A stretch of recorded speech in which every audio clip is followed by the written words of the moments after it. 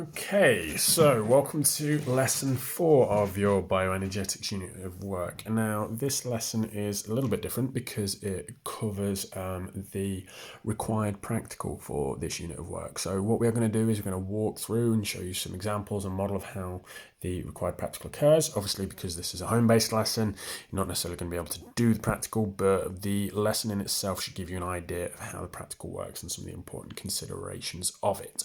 Obviously, if you're in school, you'll be able to do this practical and we'll go through it in reality, but this should be a good enough substitute for that for any reason that we're not. So hopefully you've got a printout of the workbook or digital copy, or if not, you've got your own revision notebook and just pens, papers, highlighters, so you can obviously answer the questions that are in the video and make your own notes as required. So as usual, start the lesson please with our 8 knowledge check questions. Pause the video here and have a go at them, and then we'll review them.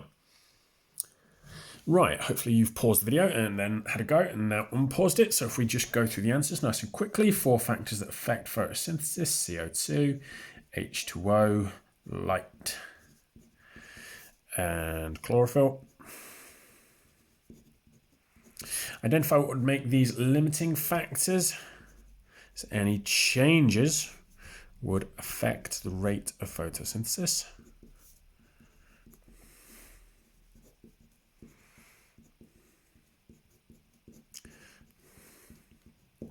Any changes would affect the rate of photosynthesis. Do these factors work in isolation by themselves? True or false? It's false.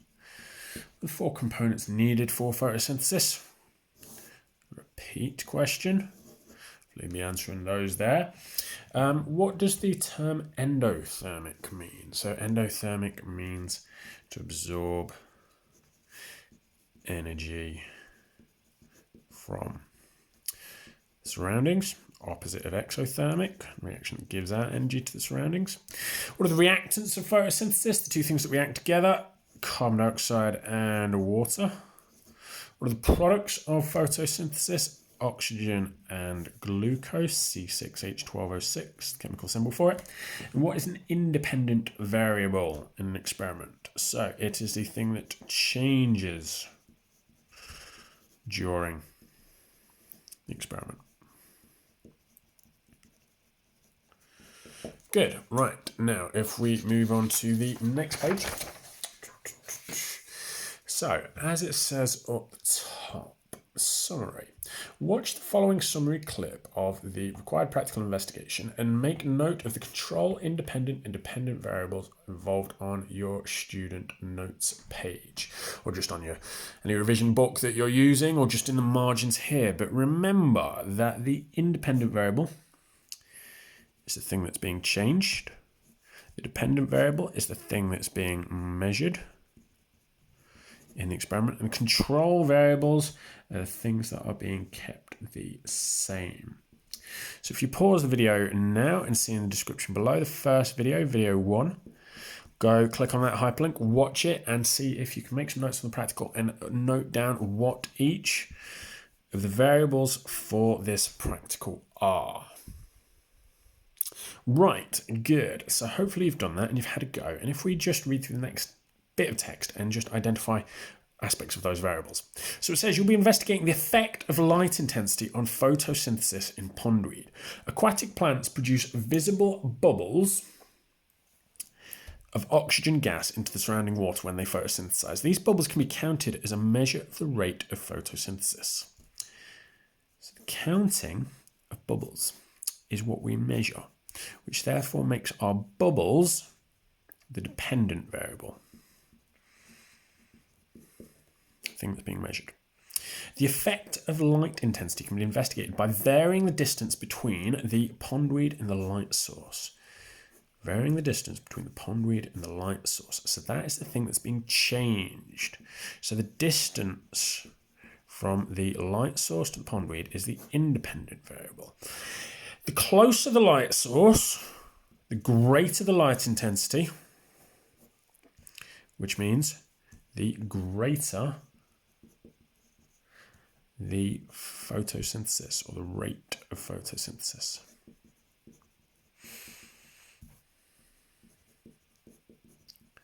Now, if that's the case, the closer the light source, the greater the light intensity, the greater the rate of photosynthesis. What we'd be looking for is seeing the quicker bubbles are produced. Now, the fact that this is an aquatic plant, that you can see visible bubbles, means that you can measure the rate of photosynthesis. This would be impossible, or even just really hard, in a non-aquatic plant. So that's why we use aquatic plants like pondweed, so that we can see bubbles of oxygen that are produced. Okay? Now, aspects of the practical. So, you've obviously had a look at the video that walks you through the practical and how it's done. And here you've got a bit of a method and some descriptions of different things that are important to bear in mind. Now, first things first. Ruler, pondweed in a sodium hydrogen carbonate solution, an LED light source. And what happens is the pondweed is moved and bubbles are counted in a set time. So like bubbles per minute at different distances. So a couple of key aspects here. Now, a couple of things to bear in mind. It's important that as part of this practical, an LED light source is used. Now, the reason why this is important because it does not emit heat. Because if it did emit heat, it could affect the temperature of the solution. And temperature can affect the rate of photosynthesis.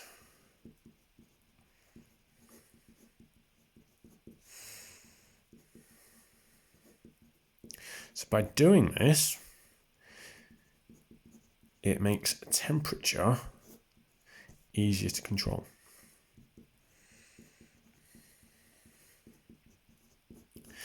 Now, the sodium hydrogen carbonate solution is important.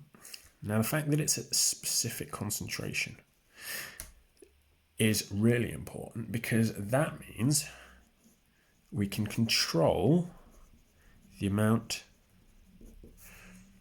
of CO2 the pondweed receives.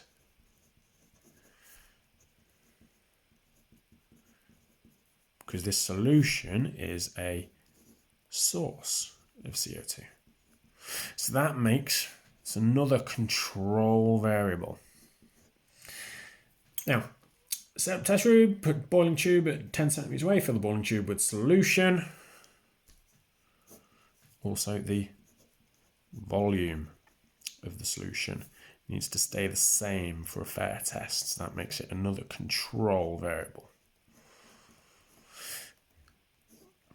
Put the piece of pondweed in the boiling tube and cut the end at the top. Now, this is important because it allows oxygen bubbles to escape more easily.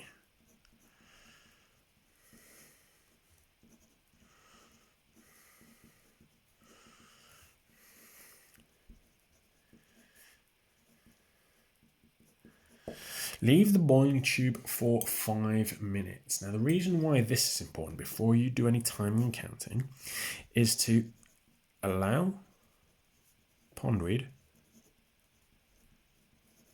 to adjust to new conditions, or its new environmental conditions, new surroundings, which obviously allows the rate of photosynthesis to change slightly. Start the stopwatch and count the number of bubbles in 1 minute. So this is also important. Time for counting. i.e. 1 minute, is also a control variable, because it wouldn't be fair if you did 10 centimeters, you count the bubbles for 2 minutes, at 20 centimeters, you counted the number of bubbles per 1 minute, and 30 centimeters, you count the number of bubbles for 3 minutes, and then compared all the results, because one would have a longer amount of time and one would have a shorter amount of time. So keeping that the same also makes it a fair test. Right, once you've done that, turn over. Sticking together. Now, obviously, because you can't do this practical at home, you'll see in the description below another link to Model 2. Now, this is the model we played with in the first lesson. If you want to, go and have a play with that model, pause the video, and you'll be able to change the distance of a piece of pondweed from a light source and count the number of bubbles per minute. If you want to, you can have a go at filling in results using this model and calculating the mean for each of them yourself, because that'll give you a replica of the practical. But if you've struggled with that, don't worry. The main thing we're looking to see is that as the distance increases, what would we expect the number of bubbles per minute to do? Would it rise and there be more, or would there be less if the light source is further away? So as the distance increases, the number of bubbles per minute decreases.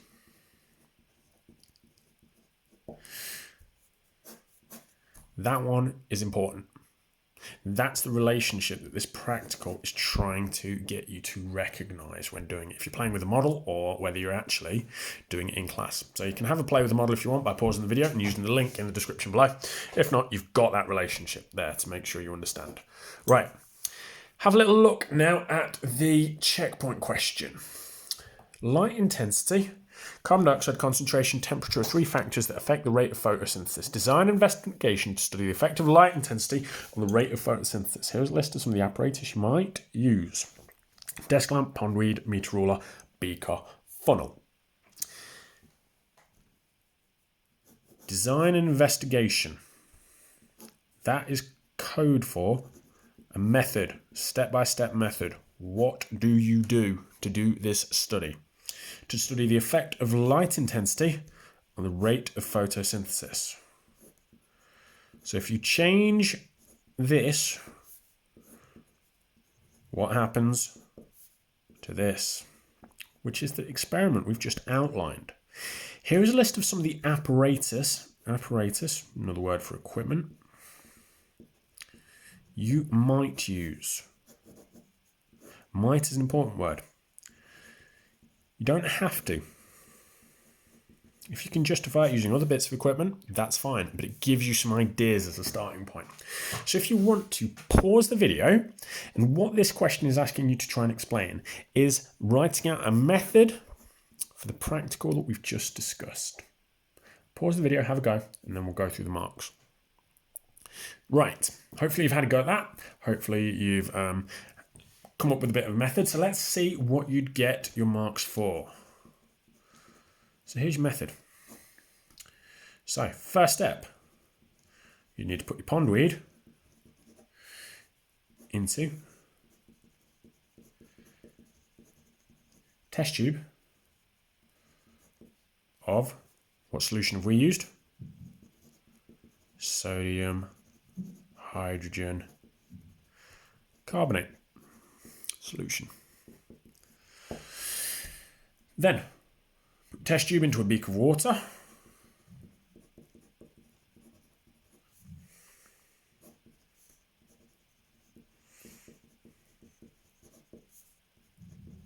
And one means of this is it helps to control temperature.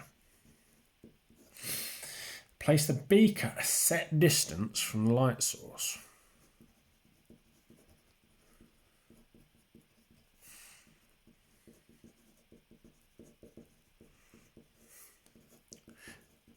Before we need to count anything, what do we need to do? We need to give it time to adjust.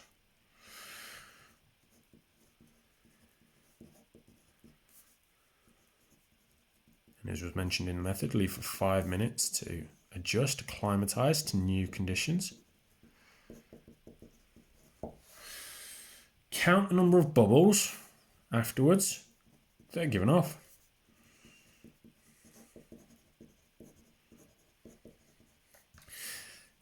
In a set time, e.g. 1 minute.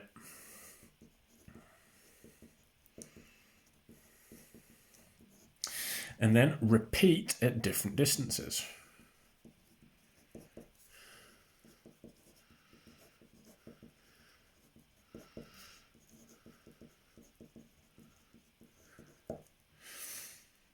And you've got a method there.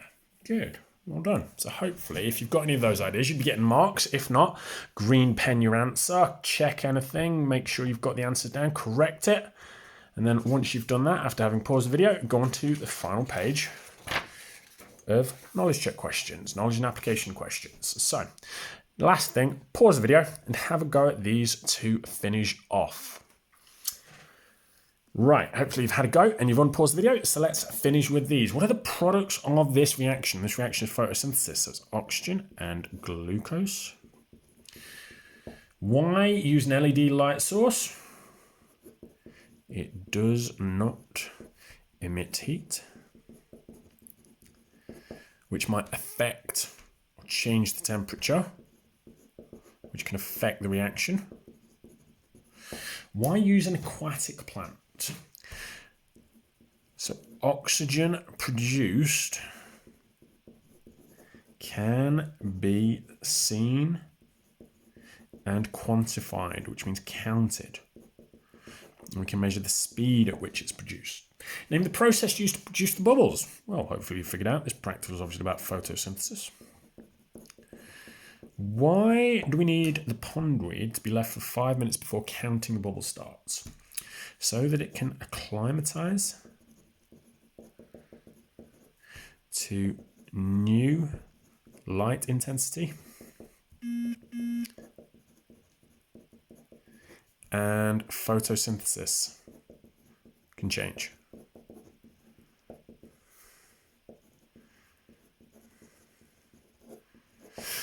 Why use sodium hydrogen carbonate solution? Because it allows you to control the amount of CO2 produced.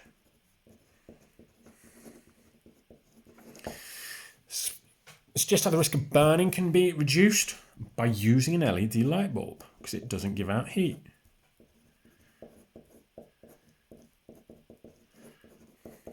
And then what are 3 things that we need to control? The volume of the sodium hydrogen carbonate solution, the concentration of the sodium hydrogen carbonate solution, and the amount of time given for counting bubbles.